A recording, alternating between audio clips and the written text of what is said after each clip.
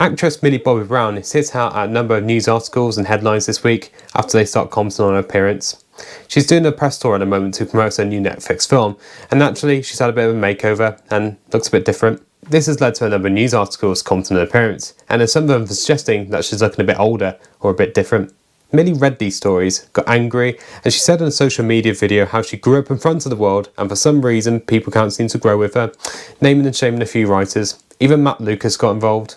We always talk about supporting and uplifting young women, but when it comes down to it, it seems a lot easier to just tear them down for clicks. Disillusioned people can't handle seeing a girl become a woman, on her terms, not their own. These headlines included, why are Gen Zers like Millie Bobby Brown aging so badly? What has Millie Bobby Brown done to her face? Millie Bobby Brown mistaken for someone's mom as she guides younger sister Ava through LA. Little Britain's Matt Lucas takes savage swipe at Millie Bobby Brown's new mommy makeover look. It's fair to say there's been a major shift in the media landscape in recent years, and there's really no excuse to comment on women's appearances. Now, I wasn't going to make a video on this because I quite frankly haven't had the headspace for it. You see, I've recently moved house, my work's been a nightmare recently, and I just haven't had the time or energy to sit down and fully script a long form video like I usually like to do. Frankly, after a long day, I've been more motivated to just crap on the sofa, play Xbox for the rest of the evening, rather than script a video and prep and edit a video. But then when I was scrolling through TikTok, I saw one of the journalists that Millie Bobby Brown called out had posted a video about it.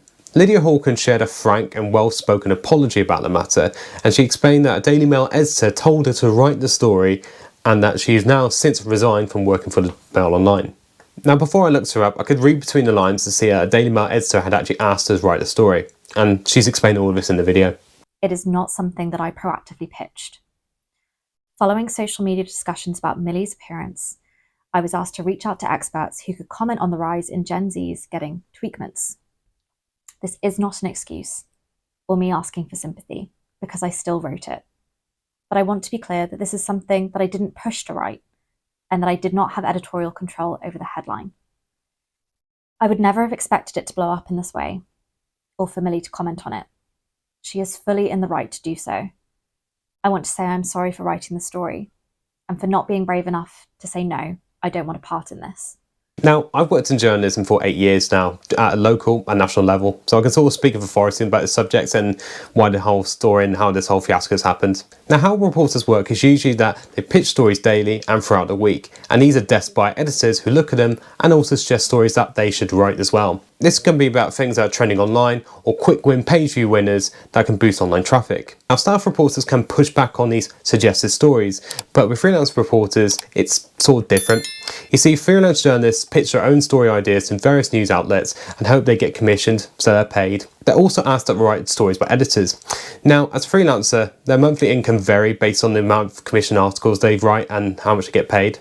As a freelancer, their monthly incomes are vary based on the commissioned stories, and they have to make a living, so they can't turn down some stories. So this puts Lydia and other freelancers in a moral conundrum.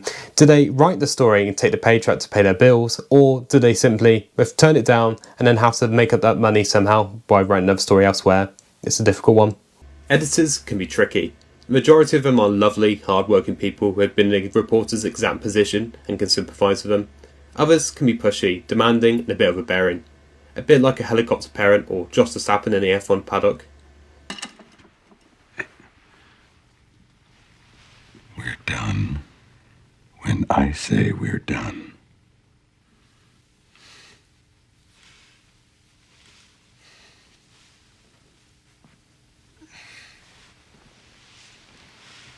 The problem is that some editors can be pushy and ask for these sort of stories to be written. They ask for the story to be written, will happily desk the story, but it's not their byline on the story, it's the reporter who then has to take the flak for the story that they didn't want to write. It's just not right. The journalist even got people attacking her appearance and even sending her death threats between her and her family, which is sort of against what Millie Bobby Brown was trying to say. This is all quite unsettling, but with the apology video she put out, a lot of people praised her for owning up to her mistakes. You can ask any journalist this, but they've probably been asked to cover stories that they're not happy to write about or usually wouldn't write about. For me, I was asked to cover Kate Price visiting a nightclub in Taunton in Somerset, which, to be fair, was going to be a disaster, and the editor knew it was going to be. I covered the initial story saying that she was going to be covering the event, and it did more writing page views, but then my editor asked me to go to the nightclub and actually, see what it's like in person. I politely declined and said I was doing a family thing instead. And reality was, didn't really want to do it. I thought it was a waste of time, and plus I think my wife would have left me if I'd gone to it, so.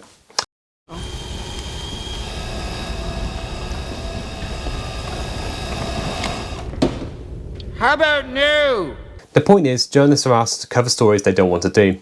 Some push back, while others do it because of money, keep good relations with their editorial news desk, or just don't have a moral compass. I don't think Lydia has this, as she's been quite open why she wrote the story, and while she regrets her work, she's owned a mistake. Fair play to her. A lot of people these days don't even do that and try and sweep it under the rug, so her apologising is a pretty good example. But why are these stories still written? The short answer is clicks, loads of page views and ad revenue, therefore money for the business.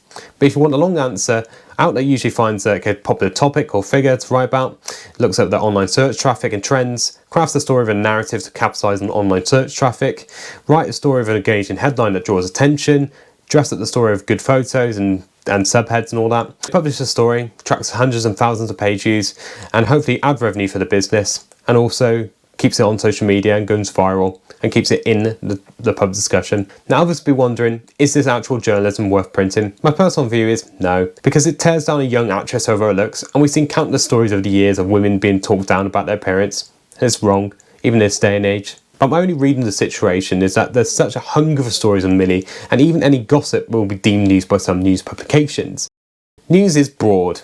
You have your current affairs, traffic, local politics, sport, weather, TV, and in this case, celebrity news. The fact is, not everyone wants to know what Trump's doing to make the world a worse place, the ongoing conflict in Ukraine, and the misery of everything being bloody expensive. People might not deem celebrity news to be important in the grand scheme of things, but what's that saying about one person's rubbish being one person's treasure? For lots of news publications, celebrity news stories are a big driver of online page views and sells newspapers. It's not a new thing. It's been like this for decades, and it works for a reason. Gossip and punching down on people. Now, it's a dark trait that some people have, and while they won't publicly admit into reading these stories and engaging with them, they enjoy it, they love the gossip, and just talking down on people. It's a bit like silent voters or elections. In short, was Millie Bobby Brown right to call out these stories? Yeah. Was Lydia right in her apology and explanation? Yes. And she's made a frank apology, and fair play to own up for her mistakes and never work in the mail again. Does it say a lot about how we consume news and create an appetite for these sort of stories? Yeah, but I don't think that's going to go away anytime soon, as long as we keep reading it. Now let's wrap this up. Now, I don't usually do these snappy videos where I just talk into a camera, but if you do like these video formats where I try and explain the news directly and from a journalism perspective, let me know in the comments below.